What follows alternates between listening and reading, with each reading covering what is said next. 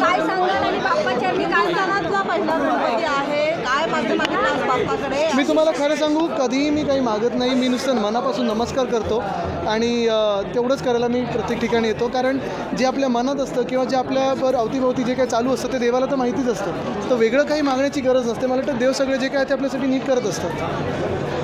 Sir, Dhangar आरक्षण बघा, तुमचा पुढचा प्रश्नच टळला आहे. हेच मी मागितलं होतं. धनगर आरक्षणाचा मुद्दा आहे. बघा, आत्ता मी राजकीय बाहेर बोललो आहे. आत्ता इथे नको राजकीय, आपण बाहेर बोलू प्लीज. हां, मंडळात नको राजकीय. In English I will say the same thing. No politics here. बाहेर बात करते सची प्लीज.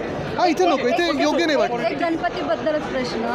ही मूर्ती तुम्ही पाहिली, हो. आरती केली, एकूणच कसं वाटलं तुम्हाला? कारण तुम्ही आता 1-2 ठिकाणी दर्शन घेतलं, मुंबईमध्ये पण अनेक ठिकाणी तुम्ही दर्शन घेतले, काय सांगा?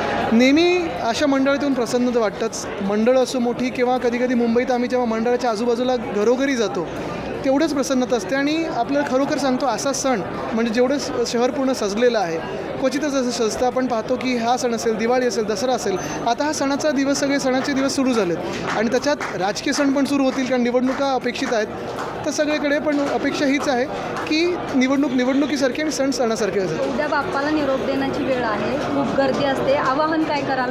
काही नाही, तेव्हा वाईट वाटतं तर सगळ्यांसारखंच. आणि मला वाटतं एकदा मी इथे सकाळी आलेलो, कारण ते सगळे मिरवणुकी पाहायला आलेलो मागच्या वर्षी, आणि तेही वातावरण खूप वेगळं असतं. ते एक संस्कृती त्याच्यातली आपली दिसते. मला वाटतं नागरिक सगळे जाणतात काय करायचं, त्याच्यात वेगळं काही आवाहन करायची गरज नसते.